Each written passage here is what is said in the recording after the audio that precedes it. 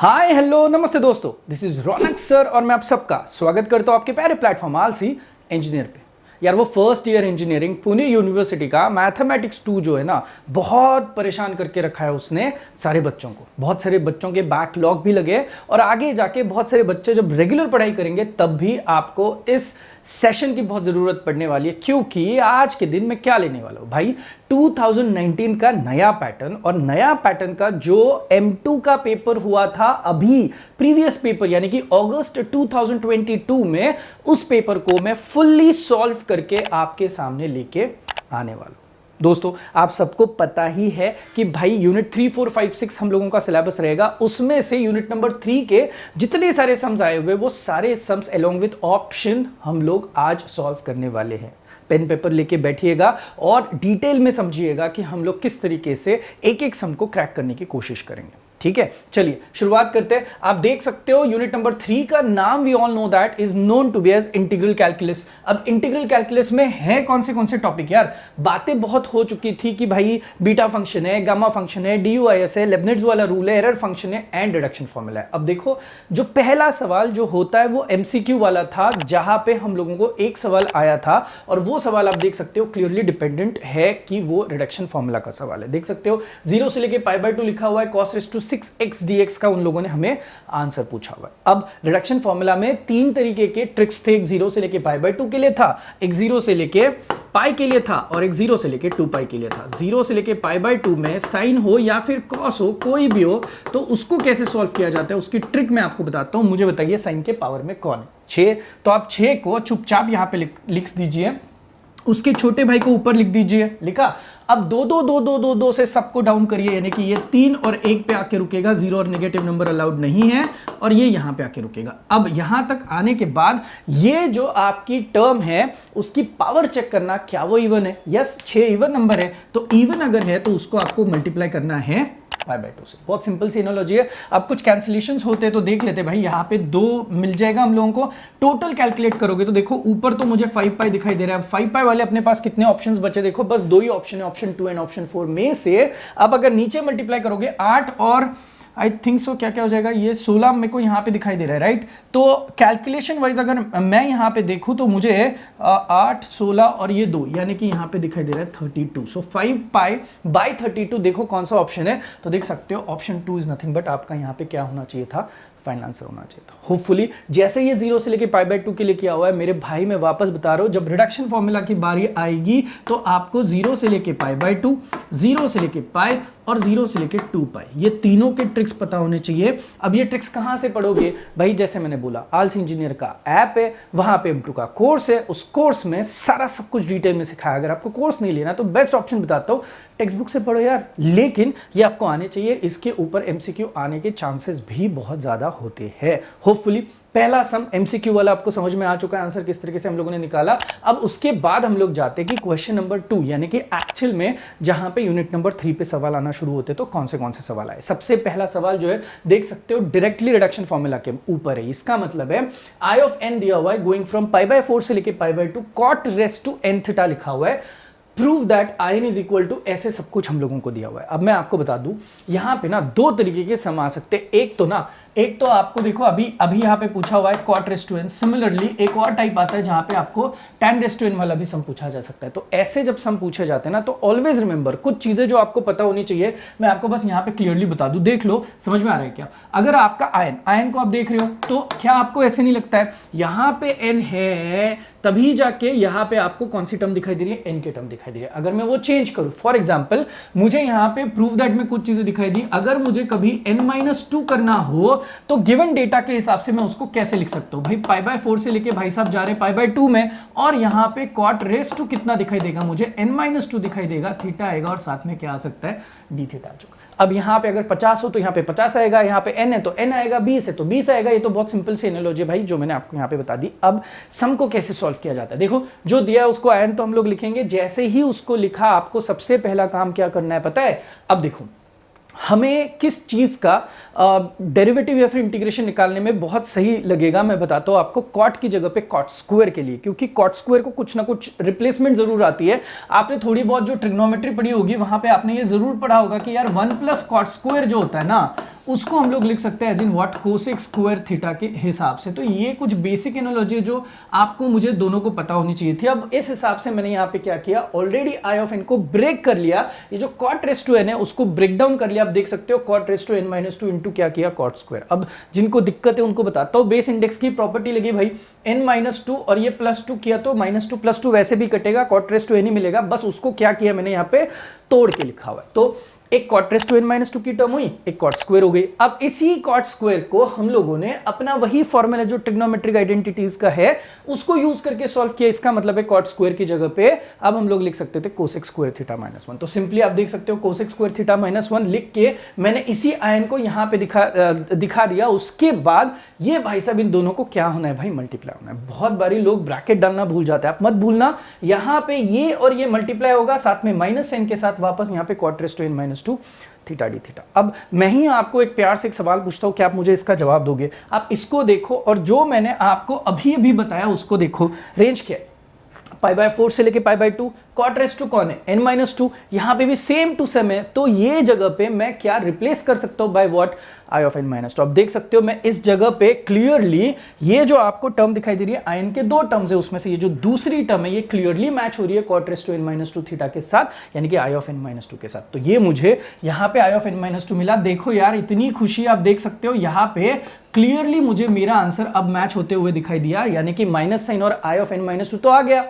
अब बचा कौन, बस ये बंदा बचा है। इस बंदे को हम लोग किस तरीके से डील कर सकते हैं, नंबर ऑफ वेज है इसको सॉल्व करने के लिए। लेकिन अगर आप देखोगे तो आप सोचोगे सर ये u है ये v है, चलो यूवी रूल यूज करेंगे। भाई आपका सम बहुत बड़ा होगा इस केस में। आपको एक और अच्छी सी चीज बताता हूं, क्या आपको थोड़ा बहुत रिलेशनशिप पता है कि एक टर्म कॉट की दिखाई दे रही है, एक टर्म कोसेक स्क्वायर की दिखाई दे रही है, तो क्या आपको पता है क्या इसमें कहीं पे किसी भी तरीके का डेरिवेटिव वाला रिलेशनशिप है? ऑफ कोर्स है, देख सकते हो कॉट अंकल का डेरिवेटिव देखोगे तो क्या आएगा आपका, cosec square theta D theta आता है विथ कोसेक स्क्वायर थीटा आता है विथ माइनस साइन। देखो तो सही, मैं अगर इसमें से कॉट थीटा को टी सब्स्टिट्यूट करूं, शांति से देखो ये आपको आना बहुत जरूरी है। कॉट थीटा को अगर मैंने टी सब्स्टिट्यूट किया तो कॉट का डेरिवेटिव आता है minus of cosec square theta D theta और टी का आया डी टी। अब बताओ ये जो पूरी टर्म आपको यहां पे दिखाई दे रही है, I just change the colour and I show it to you.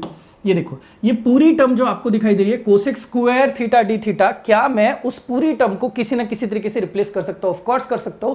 तो मैंने यहां पे क्लियरली रिप्लेस कर दिया भाई वो माइनस डी टी। तो देखो ये पूरी टर्म हट गई, उसकी जगह पे माइनस डी टी हो गया, ये कॉस थीटा जो है वो टी हो गया, यानी कि T raise to n minus two हो गया। अब आपको पता है जब आप ये वेरिएबल्स चेंज करते हो तब आपको रेंज भी चेंज करना जरूरी है। अभी फिलहाल जब थीटा था तो रेंज क्या थी, पाई बाय 4 से लेके पाई बाय 2 थी। तो चलिए ना, जब आप टी डालोगे तो देखो तो सही, थीटा इज इक्वल टू जब पाई बाय 4 होगा तो आपको वैल्यू सब्स्टिट्यूट करते हुए टी किस तरीके से निकालना है आप खुद भी चेक कर सकते हो। Theta is equal to pi by 4 अगर आपने डाला तो ये देखो यहां से आप चेक कर सकते हो, तो आपको कॉट ऑफ पाई बाय 4 दिखाई देगा, that is always equal to कितना होता है 1। सिमिलरली जब आप थीटा की जगह पे पाई बाय 2 सब्स्टिट्यूट करोगे तो हो जाएगा कॉट ऑफ कितना, पाई बाय 2, जिसका आंसर आपका कितना आता है 0। तो भाई रेंज देखो, पाई बाय 4 पुट करोगे तो टी आपको 1 मिलेगा, पाई बाय 2 पुट करेगा तो टी आपको कितना मिलेगा, 0 मिलेगा। तो अब सब कुछ ही है जो ब्लू कलर में उसको रीराइट कर दिया। रीराइट करने के बाद देखो बस यहाँ पे आनंद मिलने वाला है। देख सकते हो पाई बाय 4 की जगह पे आया 1, पाई बाय 2 की जगह पे आया 0, ये भाई साहब बने टी, और जैसे कि ये बोला था ये बन गया आपका minus D T. Along with this minus sign और यहाँ पे I of n minus two की टर्म आपको दिखाई दे ही रही है। अब आपको भी पता है, मुझे भी पता है, शो दैट दिया हुआ है, तो भाई लेफ्ट हैंड साइड तो आयन आ चुकी है, ये राइट हैंड साइड की दूसरी टर्म भी आ चुकी है अलॉन्ग विद नेगेटिव साइन। अब सवाल बचता है उस पहली टर्म के लिए। देख सकते हो ये जो है ये अब मैं इंटीग्रेट करूंगा, और इंटीग्रेट करने के लिए आपको भी पता है सिंप्लीफिकेशन फॉर्मेट, पहले ये dt के लिए जो नेगेटिव साइन थी उसको बाहर लिया, ये जब माइनस साइन आप एब्जॉर्ब करोगे तो आपको पता है रेंज जो है ये सीखे हो ना कहीं पे, मैं बताता हूं, a से लेके b अगर नेगेटिव साइन होगी तो आप उसको चेंज करके b से लेके क्या कर सकते हो, a कर सकते हो। ये तो आपका इंटीग्रेशन का बेसिक रूल है। तो वही माइनस साइन एब्जॉर्ब करके जो 1 से लेके 0 है ना, अजीब दिखाई दे रही है ना रेंज, उसको चेंज किया and then we made it look like 0 से लेके कहां तक 1। अब टी रेस टू कितना है भाई, n-2 है, तो आपको पता है in general x raise to n का इंटीग्रेशन करने के लिए गए तो इंटीग्रेशन क्या करता है भाई, बड़े बड़े लोगों के साथ ताल्लुकात रखता है। तो x रेस टू कितना आया, बड़ा भाई बड़ा भाई, बेसिक इंटीग्रेशन की प्रॉपर्टी है। तो t raise to n-2 plus 1 और n-2 प्लस 1 किया एंड रेंजिंग फ्रॉम 0 से लेके 1, और ये आपका I of n-2 as it is. अब क्या, अपर लिमिट पुट अप करो, लोअर लिमिट पुट करो, खुश रहो दोस्त। आप देखोगे जब सिंप्लीफाई करोगे ना, you will stand with your answer, and your answer in this case comes out to be 1/n-1 with minus sign, और आई ऑफ कितना आया n-2। मेरे भाई आप देख सकते हो आपके सब में आपको वही प्रूव करने के लिए बोला था, ये था आपका यूनिवर्सिटी का सवाल जो कि आपको 5 मार्क के लिए आया था। आपको बता दूं ऑलरेडी जो मेरे प्री रिकॉर्डेड लेक्चर्स है उसमें ये क्वेश्चन मैंने सॉल्व करके दिया हुआ था, बच्चों ने बस अच्छे से पढ़ाई करनी थी, उनको उनके मार्क्स क्लियरली मिल जाते थे। अब इस रिडक्शन के साथ सर थोड़ा हेवी गया सर, कुछ और ऑप्शन है क्या? इस रिडक्शन को ही ओरिंग में अनफॉर्चुनेटली वापस एक रिडक्शन का ही सम आया हुआ है, तो हमें ऊपर रिडक्शन ओरिंग में नीचे भी रिडक्शन आया हुआ है, तो कहीं ना कहीं से तो 5 मार्क्स उठाने थे भाई। अब मैं आपको उसका ओरिंग वाला सवाल दिखा देता हूं। देखो ओरिंग में क्या दिया है, i n = 0 से लेके π/2 x⁻n और साथ में कितना लिखा हुआ है, sin x लिखा हुआ है। देन प्रूव दैट यहाँ पे बहुत सारी चीजें करी हुई है। मैं आपको एक सिंपल सा सवाल पूछता हूँ कि आप मुझे जवाब दोगे। ये देखो ये i n आपके पास है, क्या आप मुझे ये बता सकते हो अगर मुझे इसका I'll change the color, हाँ, अगर मुझे इसका i of n-2 करना है तो क्या आप मुझे हेल्प कर सकते हो? देखो तो सही, रेंज में तो कोई चेंज आएगा नहीं, और आपको जो लॉजिक मैंने बताया देखो बहुत सिंपल है। अगर यहाँ पे n है तो यह पूरे इंटीग्रेशन की टर्म में यहाँ पे ऊपर आपको क्या दिखाई दे रहा है, x की पावर में n, तो अब यहाँ पे n-2 है तो आपको बस उसी x की पावर में क्या दिखाई देना चाहिए था, n-2, और यहाँ पे क्या आना चाहिए था, sin x, और यहाँ पे आना चाहिए था dx। तो ये तो आपकी एकदम बेसिक वाली एनालॉजी थी जो आपको पता होनी चाहिए थी, करेक्ट है कि नहीं? अब along with this जब सम शुरू होता है तो सम को जैसे हम लोगों ने i of n बोला हुआ है, आप देख सकते हो यहाँ पे इस भाई साहब को हम लोग u इमेजिन कर सकते हैं और इस भाई साहब को हम लोग v इमेजिन कर सकते हैं। So we can simply go for integration by parts. जी हाँ, लगता है करना पड़ेगा अगर आपको रिडक्शन के सम्स को टैकल करना है। तो देखो इंटीग्रेशन ऑफ यूवी डीएक्स बहुत सिंपल था। इसके लिए ना मैंने कोल्ड कॉफी वाला एग्जांपल दिया था। अगर आपको एग्जांपल में कहीं दिक्कत है या फिर ये समझ में नहीं आ रहा है तो ना वो जो एग्जांपल है ना वो मैं आई बटन में आपको दिखा दूंगा, वहां से आप लोग वो वीडियो देख लेना किस तरीके से इंटीग्रेशन ऑफ यूवी डीएक्स को याद रखा जाता है, राइट। अब integration of UV DX is equal to U अलग से इंटीग्रेशन ऑफ वी डीएक्स, यही same integration of V DX as it is, और इसी यू का डेरिवेटिव करने के बाद बाहर से एक बड़ा वाला इंटीग्रेशन आपको देना इज द स्टैंडर्ड फॉर्मूला। अब आपको पता है हम लोग पेपर सॉल्विंग कर रहे हैं। लोग पेपर सॉल्विंग कब करते हैं? जब उनकी थोड़ी बहुत पढ़ाई हो चुकी होती है। तो आई एम फिलहाल तो कंसिडरिंग कि भाई ये फॉर्मूला आपको आता है, और नहीं भी आता है तो इंडेक्स पेज आपकी नोटबुक का ऊपर वहां पे आप ये फॉर्मूलाज लिख दो। ये फॉर्मूलाज बहुत जरूरी है आगे जाके भी। तो देखो x raised to n as it is sine का हम लोगों को इंटीग्रेशन करना है, अगेन वही साइन का इंटीग्रेशन वाली टर्म लिखी और एक्स रेज टू एन का यहाँ पे क्या किया मैंने, डेरिवेटिव किया। Same to same theme, range मुझे पता है 0 से लेके π/2 जा रही है। अब मैं करूंगा क्या, मैं बताता हूँ। क्या आपको पता है साइन का इंटीग्रेशन क्या आता है? ऑफ कोर्स माइनस कॉस आता है, तो आपने लिखा। अब मेरे पास ये पूरी की पूरी टर्म मैंने अलग से करी, दो अलग अलग टर्म बनाए। एक को लिखा 0 से लेके π/2 जा रहा है और दूसरी पूरी की पूरी टर्म एज इट इज 0 से लेके कहां तक जा रही है, π/2। यहाँ पे बस आपने देखा होगा एक्स रेज टू एन का मैंने यहाँ पे डेरिवेटिव निकाला है, comes out to be n x raise to n minus 1। कुछ लिखने की जरूरत है क्या? आपको लग रहा है ऐसे लिखना चाहिए? भाई आपके लिए लिखता हूँ। देखो एन एक्स रेज टू कितना आता है, n माइनस 1 आता है। तो कुछ कुछ चीजें जो आपको ऑलरेडी पता थी बस मैंने यहाँ पे दिखाने की कोशिश करी, तो डेरिवेटिव भी निकाला। अब सिंप्लीफाई होता है क्या? देखो अपर लिमिट में जहां जहां पे x से ठोको वहां पे π/2, तो π/2 raise to n minus of cos of π/2। cos π/2 होता है 0। आप कैलसी पे चेक करो, तो इसका मतलब है इस cos π/2 की जगह पे वैसे भी 0 आना है। और लोअर लिमिट आप देखो, लोअर लिमिट में x की जगह पे 0 डालने के बाद वैसे भी वो क्या आएगा, 0 आएगा। अब यहाँ पे आपकी खुद की मेहनत कुछ जरूरत ही नहीं है, आप कैलसी पे भी चेक करोगे, यू विल फाइंड कि ये भी 0, ये भी 0। तो आपको ओवरऑल पहली पूरी की पूरी term upper limit minus lower limit में 0 दिखी। अब यहाँ पे n को कॉमन निकाला, ये माइनस एन इस माइनस एन के साथ मर्ज करके हम लोग आए प्लस एन पे। जैसे यहां तक आए रेंजिंग फ्रॉम 0 से लेके π/2 के लिए जब मैंने इस इंटीग्रेशन को देखा तो व्हाट आई फाउंड इज, हमें क्या चाहिए था यार, हमें शो दैट में क्या चाहिए देख लो आप लोग, यहाँ पे एक टर्म है called as i of n-2। अब अगर आप इसको बहुत प्यार से देखोगे तो ये i of n-2 नहीं बना है, क्योंकि i of n-2 में इट इज मैंडेटरी कि x की पावर में क्या हो, n-2 हो। क्या यहाँ पे n-2 है? नहीं है। क्या है? n-1। इसका क्लियर मतलब है कि मुझे एक और बार यहाँ पे क्या करना पड़ेगा, यूवी रूल। ये आपको कोई कान में आके नहीं बताने वाला है, this is something that you should understand कि मेरे को कैसे आगे बढ़ना है और किस तरीके से सम्स को टैकल करना है, समझ रहे हो। अब x रेज टू n-1 को u और cos x को हम लोग v कंसिडर करेंगे, तो वापस यहाँ पे वही स्ट्रैटेजी होगी दोस्त, this will be u and this बंदा will be considered as v। और uv रूल के हिसाब से भाई को वापस से मैंने सॉल्व किया, सेम टू सेम थीम। और उसी थीम के साथ आप देख सकते हो n तो ऑलरेडी आपका बाहर है ना।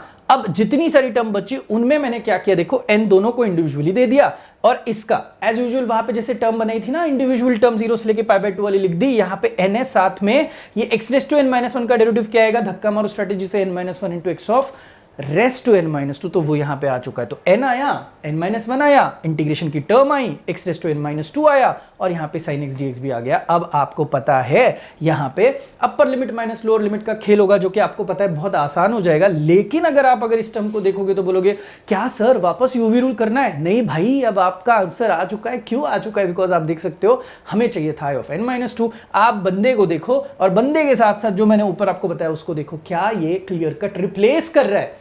यस, रिप्लेस कर रहे हैं। और ये आपको क्या वैल्यू दे रहा है, i(n-2). इसका मतलब है n भी माइनस साइन आ चुकी है, n आ चुका है, n-1 आ चुका है और i(n-2) भी आ चुका है। तो भाई हम लोग तो इसकी जो सेकंड टर्म है उसमें सुपर खुश है, बिकॉज मैच हो चुका है। अब बचा सवाल सिर्फ और सिर्फ ये वाली टर्म का, उसमें भी n की टर्म मेरी आ चुकी है। अब करना क्या है, बस upper limit minus lower limit चुपचाप कर लो। अपर लिमिट करते हुए यू विल अंडरस्टैंड कि यहाँ पे sin π/2 आता है, sin π/2 is always equal to 1। तो आपकी टर्म यहाँ पे एक बची रहेगी π/2 एंड बूम, देख सकते हो पूरा का पूरा प्रूफ दैट आपके सामने आ चुका है मेरे भाई। आई नो रिडक्शन फॉर्मूला के सम्स आपको डिफिकल्ट जा सकते हैं बिकॉज आपका डेरिवेटिव और इंटीग्रेशन थोड़ा सा वीक है। अगर आपको लग रहा है आपको रिडक्शन फॉर्मूला को स्किप करना है, फिर रिडक्शन वाले पूरे के पूरे टॉपिक को स्किप करना है, तो भाई आप ये दो सम जितने समझ में आते हैं उतने समझ में लाने की कोशिश करो। और उसके बाद तो भाई है ही बीटा गैमा DU/IS और रेड फंक्शन के सम्स तो हम लोग वैसे भी करने वाले। होपफुली आपको ये पूरा का पूरा सम समझ में आ चुका है। देखो 5 मार्क को और इनको 5 मार्क किस तरीके से यहाँ पे हम लोगों को सवाल पूछे गए थे। अब अलॉन्ग विद रिडक्शन फॉर्मूला आगे बढ़ते, हमें नेक्स्ट सम क्या पूछा है उसके लिए अब देख सकते हो। लिखा हुआ है शो दैट 0 से लेके 1 x⁻n-1 1 x² raised to n-1 dx is equal to half लिखा हुआ है, बीटा लिखा हुआ है, ब्रैकेट डाला हुआ है और m/2 कॉमन लिखा हुआ है। अब मुझे बताइए इसको देखोगे तो क्या आपको ऐसे नहीं लग रहा है ये वाला सम जो है यहाँ पे आपकी नंबर ऑफ टर्म्स कितनी है, 2, और 2 टर्म्स जब आती है वो भी इंटीग्रेशन की रेंज 0 से लेके 1 में, तो वो 100% आपका कौन सा सम है, बीटा फंक्शन का सम है। और तो और यहाँ पे कोई ई की टर्म नहीं है। देखो गामा कब होता है, जब ई की टर्म होती है, आगे जाके दिखाऊंगा। और बीटा कब होता है, जब एक बंदा x और दूसरा बंदा 1 - के टर्म में आपको दिखाई देगा। अब क्या आपको पता है द पहला rule that you should understand कि ये जो आपको टर्म दिखाई दे रही है that term clearly should look like, कैसे दिखनी चाहिए थी, 1/t 1 - t। अब अगर ये 1 - t वाली टर्म दिखाई देनी है तो भाई पता है आपको, जो ऐप पे हम लोगों ने कोर्स डाला है ना, वहां पे इस वाले सेशन के लिए मैंने क्लियरली बोला हुआ है इनकी लव स्टोरी है। इसका मतलब है बीटा फंक्शन को प्यार है, किसके साथ प्यार है, 1 - t वाले टर्म के साथ प्यार है। तो कुछ भी हो वो कोशिश करता है कि सम की शुरुआत में ही यहाँ पे पहली टर्म जो आए अंदर कहीं ना कहीं 1 - t की एंट्री जरूर हो। तो मैंने वही किया। मुझे यहाँ पे इसको 1 - t बनाना है तो मुझे x² की जगह पे ऑफ कोर्स क्या सब्स्टिट्यूट करना पड़ेगा, t। तो भाई आप तो स्मार्ट ही हो, x² को जैसे मैंने t सब्स्टिट्यूट किया तो डेरिवेटिव लिया 2x dx is equal to हो गया dt। dx की जगह पे हम लोगों ने लिखा कि dx इज इक्वल टू क्या लिखा, dt/2x। और आपको पता है x की वैल्यू अगर x² t है तो x की वैल्यू है √t। तो मुझे अब कौन कौन मिल चुका है, मुझे dx का सब्स्टिट्यूशन मिल चुका है, मुझे x² का सब्स्टिट्यूशन मिल चुका है, मुझे x का सब्स्टिट्यूशन मिल चुका है। Along with that it is mandatory कि जब आप वेरिएबल चेंज कर रहे हो तो आपने रेंज को भी चेंज करना है। अब लकीली x की रेंज हमें दी थी 0 से लेके 1, इधर 0 डालो तो t की वैल्यू 0 मिलती है, इधर 1 डालो तो 1 का स्क्वायर करके t की वैल्यू कितनी मिल रही है, 1 मिल रही है। तो भाई ये बहुत बेसिक चीज है जो कि ग्रीन कलर में आपको मैंने दिखाई हुई है। अंडरस्टैंड करो ये चीज। अब जाके इस नीले कलर को आप वापस से लिख सकते हो। तो देखो खुशियां ही खुशियां, इंटीग्रेशन की रेंज 0 से लेके 1 में 0 से लेके 1, x got replaced by √x, correct. 1 - x² की जगह पे आ गया 1 - t रेस्ट टू n-1 और यहां पे आप देख सकते हो dx की जगह पे आ चुका है dt/2 √t। होपफुली ये आपके दिमाग में क्लियर है और ये जैसे ही आपका आ चुका है अब आपको बस इसको सिंप्लीफाई करना है तरीके से। देखो 1 - t वाली खुशी तो आपको मिल चुकी है। अब देख लो यहाँ पे ये जो √t रेस्ट टू m-1 था, इसके साथ ये 2 पहले तो बाहर निकाला, इस √t को ऊपर चढ़ाया, ऊपर चढ़ाते हुए रेस्ट टू क्या लिखना पड़ता है, -1। अब ये दोनों कंबाइन करके यहाँ पे t रेस्ट टू हाफ लिख सकते हैं हम लोग और ये m-1 बिकम्स m-2 और साथ में 1 - t रेस्ट टू कितना हो गया आपका n-1। अब और सिंप्लीफाई करने के बाद ये m-2 के साथ डिवाइड बाय 2 लिखा, 1 - t रेस्ट टू कितना लिखा, n-1। तो अब आपको क्या पता होना चाहिए था, आपको पता होना चाहिए था आपके इस बीटा फंक्शन के बारे में। मैंने ऑलरेडी सिखाया हुआ है, मैं चाहिए तो आपको वापस बता देता हूं। जब भी कभी बीटा फंक्शन जैसे बंदे के साथ डील करोगे, अगर यहाँ पे 3 है और यहाँ पे 1 - x 4 है तो आपका जो आंसर आना चाहिए वो हमेशा क्या आना चाहिए, मैं बताता हूं। देखो इंटीग्रेशन जब आता है ना तो ऑलवेज रिमेंबर ये 0 से लेके 1 होता है। हाँ, तो इंटीग्रेशन जब भी आता है ना ऑलवेज रिमेंबर बीटा फंक्शन में इंटीग्रेशन वाले जो x और 1 माइनस एक्स होते हैं वहां पे हमेशा छोटे भाई काम करते हैं, यानी कि फील्ड पे हमेशा छोटे भाई काम करेंगे और ये उनका घर है और घर पे हमेशा राज करेंगे बड़े भाई, यानी कि 3 की जगह पे रिप्लेसमेंट होके 4 आएगा और 4 की जगह पे रिप्लेसमेंट होके कितना आएगा 5 आएगा। Are you guys really getting my point? इसका मतलब है यहाँ पे बड़े भाई राज करेंगे और यहाँ पे होंगे हमेशा छोटे भाई। इसका मतलब है अब तो t और 1 माइनस टी क्लियरली मैच हो रहा है, तो आपको बस इसका क्या करना है, बड़ा भाई निकालना है। बड़ा भाई मतलब उसको +1 करो, इसका बड़ा भाई मतलब इसको +1 करो। अब देखो आपको आनंद आना शुरू हो जाएगा। ये 1/2 आपकी टर्म एज इट इज रही। ये देखो -1 + 1 हटा, यहाँ पे n आया, हम लोगों को भी n चाहिए था। जीत रहे यार धीरे धीरे, 1/2 भी आया, n भी आया। अब आप खुद देख लेना, इसको क्रॉस मल्टीप्लाई करोगे तो m - 2 + 2 -2 + 2 यहां पे कट चुके हैं, आपको मिला m/2। आप देख सकते हो your answer in this case clearly comes out to be whatever was asked you to prove. तो आपने यहां पे क्लियरली शो दैट करके दिखाया हुआ है। आया समझ में मेरे भाई? आप सारी चीजों को डिफिकल्ट बोल के ऑप्शन में नहीं डाल सकते हो। It is mandatory that you understand किस तरीके से बीटा फंक्शन का सम हम लोगों ने यहां पे वर्कआउट किया। बीटा फंक्शन को ऑरिंग क्या था यार पेपर में? बीटा फंक्शन को ऑरिंग पूछा था आपका प्यारा सा गामा फंक्शन। कैसे पता चलता है सर गामा फंक्शन है? भाई ई आया है ना, ई, जब ई आता है ना तो गामा फंक्शन होता है। और गामा फंक्शन की भी उसकी पर्सनल लव स्टोरी है। गामा फंक्शन को कौन पसंद है? हमेशा e⁻t पसंद है। तो ये लव स्टोरी के बारे में जो डिटेल्स है वो मैंने ऑलरेडी ऐप पे दिए हुए, और आपको पता है ऐप पे ये जो गामा फंक्शन वाला वीडियो है ये टोटली फ्री है, तो आप देख सकते हो किस तरीके से वहां पे मैंने डील किया हुआ है। अब यहाँ पे मुझे ये पता चला है लव स्टोरी के हिसाब से I should always get e⁻t। यहाँ पे तो कंपैरिजन में ई को ही मैच हुआ, माइनस को माइनस मैच हुआ। सब्स्टिट्यूशन समझा आपने? यहाँ पे चुपचाप क्या सब्स्टिट्यूट करना था? ये जो h² है यार, दुनिया की कोई भी ताकत हो यहाँ पे उसको आपको देखो, प्यार के आगे तो कुछ है नहीं, तो ये दुनिया की पूरी ताकत की जगह पे आप लोगों को रिप्लेसमेंट क्या करना था? t को। तो आपका h² का टोटल आंसर यहाँ पे रिप्लेसमेंट में हम लोगों ने लिख दिया t। अब h तो कांस्टेंट है भाई, तो x² = t/h² हो गया। तो बताओ डेरिवेटिव करोगे तो क्या आएगा? 2x dx = क्या हो जाएगा? t का derivative dt h² as it is, because वो कांस्टेंट है। अब इसके साथ अगर x² की वैल्यू ये, तो x की वैल्यू क्या होगी? इसका रूट तो रूट t हो जाएगा और h² का h हो जाएगा।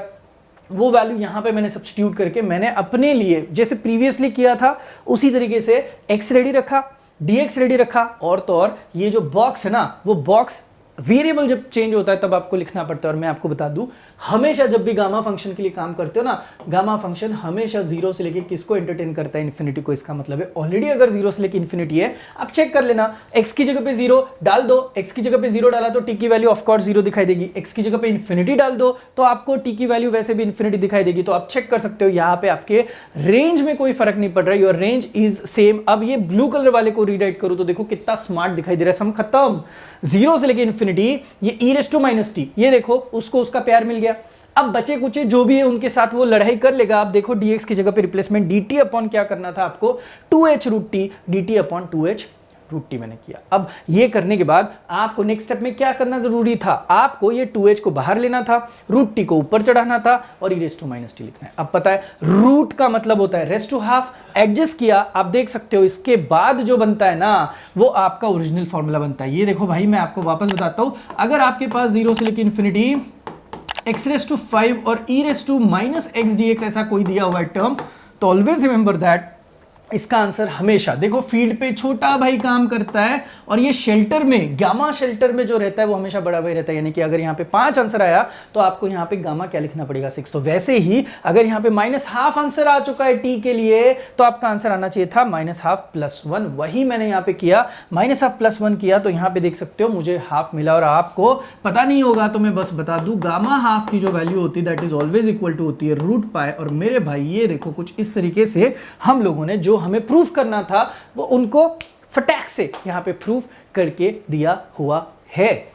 अब हम लोगों ने दोनों सवाल कर लिए, अब इसके साथ तीसरा सवाल भी होगा। तीसरा सवाल जो था वो है आपके DUIS के ऊपर। इसका मतलब है अब हम लोग DUIS की प्रैक्टिस करेंगे। दोस्तों मैं यहाँ पे बस प्रीवियस ईयर्स के क्वेश्चन सॉल्व करके ले रहा हूँ, यहाँ पे पूरा का पूरा कॉन्सेप्ट सिखा नहीं सकता। वो सब कुछ ऐप पे ऑलरेडी अवेलेबल है, नोट्स भी वहाँ पे अवेलेबल है, और तो और ये सारे सम जो मैं सिखा रहा हूँ ना, आप अगर ढंग से देखोगे ना ऑलमोस्ट सेम पैटर्न। अभी ये सम जो आप देख रहे हो ना पूरा का पूरा आपको ऐप पे ऑलरेडी मिल जाएगा। इसके बाद वाला जो सम है वो भी है, इसके पहले के जो सम्स थे वो भी भी थे, तो भाई आपको, मुझे समझ में नहीं आ रहा है, 15 दिन 10 दिन 8 दिन जितने भी दिन बचे हुए हैं, आप पढ़ाई करने में क्या शर्म है यार आपको। आप बाहर से बुक्स लेते हो नहीं लेते हो, तो बुक्स अगर लेते हो तो पैसे देते हो वहां पे, तो वैसे ही मैंने आपके लिए प्री रिकॉर्डेड सेशंस रेडी करे हुए हैं, आपको बस वहां पे नोट्स पीडीएफ और प्री रिकॉर्डेड सेशंस करने। सेकंड चीज, सर स्ट्रैटेजी कैसी, भाई स्ट्रैटेजी का ऑलरेडी वीडियो है, देखो उसकी भी लिंक मैं चाहिए तो यहाँ पे आपको दे देता हूँ, आई बटन पे आप क्लिक कर लेना और आपको समझ में आ जाएगा कि कैसे क्या कहां पे किस तरीके से वर्कआउट किया हुआ है। ठीक है, चलिए सम को देख लो, प्रूव दैट किया हुआ है। ये सम आप देखोगे तो ये देख के बनता है कि ये समझो है वो डी का differentiation under integral sign. I know बहुत सारी बेसिक चीजें आपको आना जरूरी है, बट यहां पे कुछ एजम्पशन के हिसाब से मेरे को जाना पड़ेगा। जो भी दिया जाएगा स्टेप नंबर 1 में आप उसको बोलोगे तो आई ऑफ ए है, आई का मतलब इंटीग्रल, फंक्शन किसका है, ए का, तो इसको I of A is equal to जो है उसको इक्वेशन नंबर 1 दो। उसके बाद आपको करना क्या है, देखो आपको बहुत सिंपल चीज करनी है, जो दिया हुआ रहता है उसको आई ऑफ ए बोलो, उसका with respect to A derivative निकालो और उसका immediately with respect to A integration कर लो, यानी कि मीनिंग चेंज नहीं होगा, आप समझ रहे हो, बस उसका रूप बदल जाएगा। तो आप यहां पे आई ऑफ ए का with respect to A differentiation करोगे तो यहां पे लेफ्ट में तो आई डैश ऑफ ए बनेगा, राइट में बनेगा डी बाई डी ए। ये है आपका नाम का मतलब D U I S, differentiation under integral sign. बताइए डिफरेंशिएशन हो रहा है वो भी इंटीग्रल साइन के साथ, तो यहां पे आपका डेरिवेटिव डर जाता है और वो इंटीग्रेशन के अंदर चला जाता है, और जब अंदर चला जाता है तो बनता है पार्शियल डेरिवेटिव। पता है ना आपको, M1 में सीखे हो, तो यहां पे ये डैबा बन चुका है, सो दिस हैज बिकम डैबा बाय डैबा। और इसी के साथ साथ ये जो विद रिस्पेक्ट टू ए वाले, हमें आदत बहुत बुरी है with respect to X differentiation करने की, लेकिन यहां पे विद रिस्पेक्ट टू ए वाला डिफरेंशिएशन, इसकी भी ट्रिक्स मैंने ऑलरेडी पहले बताई है, लेकिन आपको अभी तो डायरेक्टली फॉर्मूला की जरूरत है। तो देख लो, x raise to A minus 1 तो कांस्टेंट है, कांस्टेंट का derivative 0, x raise to a का डेरिवेटिव निकालोगे तो इस केस में आपको लगेगा कि भाई इसका x raise to A minus 1 होगा, नहीं भाई, ये ए रेस टू एक्स की जैसे डेरिवेटिव निकलता है, यानी कि एक्स रेस टू ए का डेरिवेटिव आप चेक कर सकते हो, विद रिस्पेक्ट टू ए अगर चल रहा है तो it has to be x raise to a into log x. तो x raise to a into log x के लिए लॉग एक्स कट गया, आपका आंसर छोटू सा बचा, सिर्फ और सिर्फ एक्स रेस टू ए बचा। इंटीग्रेशन आपको आता ही होगा, नहीं आता है तो मैं वापस बता दूं, integration of x raise to n अगर आपको करने की बारी आई, अभी थोड़ी देर पहले बताया x raise to n plus 1 upon n plus 1, बड़ा भाई बाय बड़ा भाई आपका यहाँ पे आंसर आता है। तो भाई ये इतनी सारी चीजें मैंने बताने के बाद आप यहाँ पे देख सकते हो एक्स रेस टू बड़ा भाई लिखा, रेंजिंग फ्रॉम 0 से लेके 1, अपर लिमिट लोअर लिमिट डाला, 1 रेस टू एनीथिंग 1 होता है, तो आपको आई डैश ऑफ ए मिला 1 अपॉन ए प्लस 1। दोस्त मेरे, ये आंसर आने के बाद नेक्स्ट स्टेप में आपको करना क्या होगा, मैंने बोला था एक बार डेरिवेटिव कर लिए तो उसके बाद उसी के रिस्पेक्ट में आपको क्या करना पड़ेगा, इंटीग्रेट करना पड़ेगा। करिए, इंटीग्रेट करोगे तो integration of 1 upon A plus 1 आएगा, तो आपको पता भी होगा, नहीं पता तो मैं हूं ना यार, 1 बाय एक्स वाली टर्म का कभी भी इंटीग्रेशन करोगे तो आंसर आपको पता होगा, सूना सूना सा लग रहा होगा यार, लॉग एक्स है, तो यहां पे 1 अपॉन ए प्लस 1 का आंसर मैंने निकाला हुआ है log of a plus 1, plus C तो आना ही आना है। अब मुझे बताओ, हमें जो आंसर प्रूफ करना था वहां पे टर्म कौन सी थी, लॉग ऑफ 1 प्लस ए, हम लोगों का आंसर क्या आ चुका है, लॉग ऑफ 1 प्लस ए। अब आंसर तो सही आ चुका है, लेकिन जो गाड़ी अटक चुकी है वो किसके लिए अटक चुकी है, सी के लिए। ये जो सी है ना, इसको हम लोगों को नेक्स्ट स्टेप में हमेशा फाइंड करना होता है, और मैं आपको बता दूं ये सी फाइंड करने में पर्सनल दिमाग लगता है। अभी ये पर्सनल दिमाग क्या होता है मैं बताता हूं। आपके पास इक्वेशन नंबर 1 है जिसकी लेफ्ट हैंड साइड देखो क्या है, आई ऑफ ए, आपके पास इक्वेशन नंबर 2 आई है जिसकी लेफ्ट हैंड साइड देखो क्या है, आई ऑफ ए, दोनों आई ऑफ ए की नहीं, तो अब एक को यूज करके हम लोग यहाँ पे सी की वैल्यू निकालेंगे। कैसे निकालेंगे मैं बताता हूं, थोड़ा सा आपको पर्सनल दिमाग लगाना पड़ेगा, आपको करना पड़ेगा सिलेक्शन किसका, इस ए अंकल का। बताता हूं कैसे, देखो इस ए को आप कुछ भी एज्यूम कर सकते हो, आपको जो मन में आए। तो देखो जब एजम्पशंस की बारी आती है, ट्रायल एंड एरर की बारी आती है, तो हम लोग ए को क्या क्या एज्यूम कर सकते हैं, 0 1 2, कुछ भी आपको एज्यूम करना है करो। लेट्स से 0 एज्यूम किया, मुझे बताओ जब मैं इसको 0 एज्यूम करूंगा तो anything raise to 0 would be 1, 1 minus 1 कितना हो जाएगा, 0। इसका मतलब है आपके पूरे सम का आंसर, यानी कि पूरे के पूरे आई ऑफ ए का आंसर, यानी कि आई ऑफ 0 का आंसर कितना आ रहा है, 0 आ सकता है। इसका मतलब है मैंने मेरा फायदा देखा 0 पे, जब मैं ए की 0 वैल्यू पुट कर ही रहा था,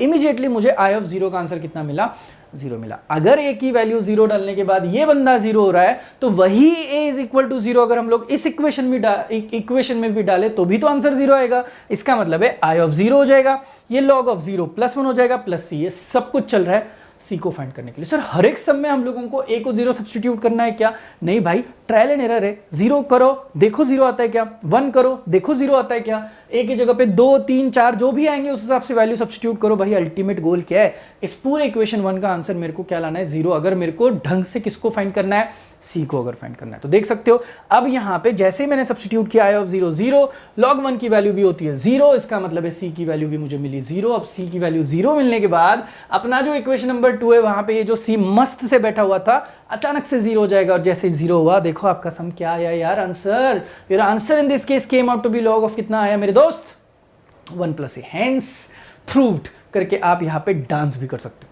समझ में आया?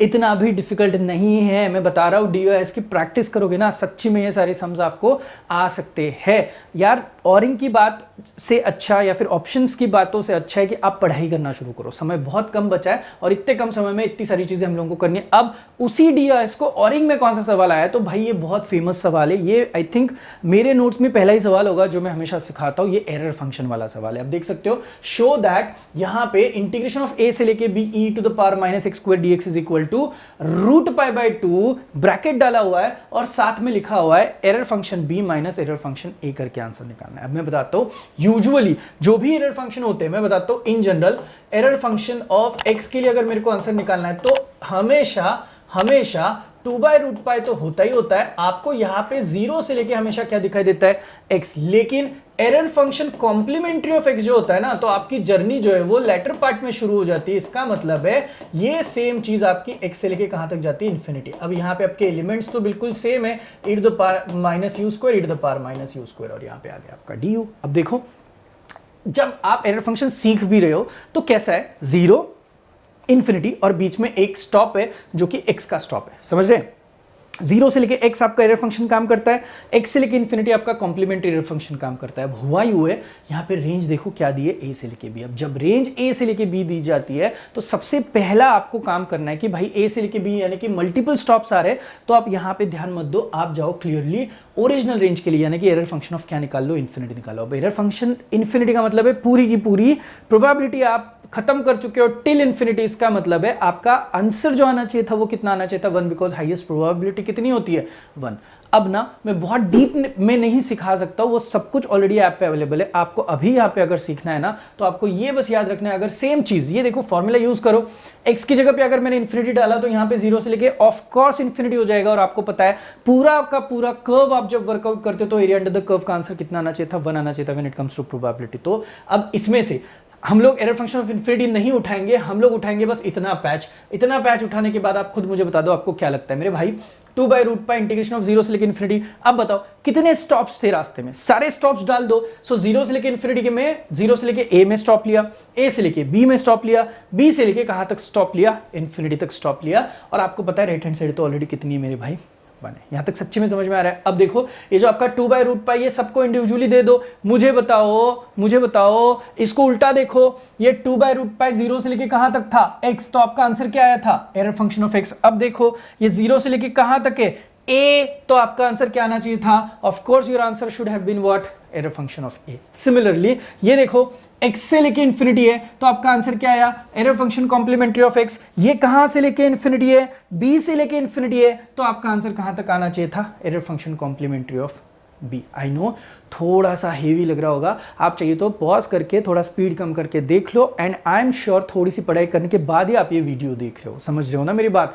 अब जब ये दो वैल्यूज में सब्स्टिट्यूट करूं तो यहां पे देखो एरर फंक्शन ऑफ a हो गया, यहां पे error function of complementary b हो गया, इज इक्वल टू 1। आप बोलोगे सर ये मिडिल टर्म को आपने चेंज क्यों नहीं किया? भाई मैं क्यों करूं, मुझे क्या चाहिए था, इंटीग्रेशन का रेंज a से लेके b। अब देख रहे हो प्रूव दैट में मुझे लेफ्ट हैंड साइड में रेंज क्या है, a से लेके b, तो मैं क्यों चेंज करूं उसको, तो मैंने चेंज नहीं कराया। अब आप देख सकते हो ये जब सारी चीजें आप कर रहे हो यहां पे, तो आपको कौन सी टर्म दिखाई दे रही है। आपने यहां पे जस्ट सेकेंड, आपने यहां पे एक बहुत अच्छी चीज करनी है, ये सब कुछ ये 1 एज इट इज है, ये आपका error function complementary of b इधर लेके जाओ, एरर फंक्शन ये भी लेके जाओ, तो यहां पे क्या बचता है, यहां पे बचता है आपका 2/√π और पूरी की पूरी यहां पे टर्म बचती है। अब इसमें से आप अगर अच्छे से फोकस करोगे तो ये जो आपको टर्म दिखाई देती है ना, that term is nothing but क्या होता है, error function of b, because error function of b plus error function complementary of b कुल मिला के आपको पूरी जर्नी देते हैं। तो ये आपका डायरेक्टली यहाँ पे रिप्लेसमेंट आ गया, comes out to be error function of b। अब बताओ e⁻−u² की जगह पे पूछा e⁻−x², क्या ही फर्क पड़ता है, u² हो x² हो, रिप्लेसमेंट कर दो।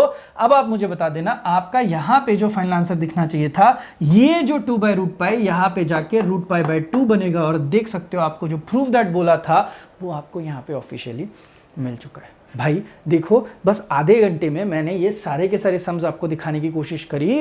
अब होता यूँ है ना कि ये पूरा सीखने में बहुत समय जाता है, 3-4 घंटे लगेंगे आपको सीखने में, बट यूनिवर्सिटी आज सम्स थे जो कि आपको सॉल्व चाहिए थे, तो इसलिए मैंने आपको यूनिट 3 दिया हुआ है। अब आपका है भाई ये सब कुछ कि आपको यूनिट 4, 5, 6 भी सीखना है, नहीं सीखना है, आप मुझे कमेंट सेक्शन में ज़रूर बताओ। और यार आप प्यार क्यों नहीं कर रहे अभी इन दिनों मेरे साथ?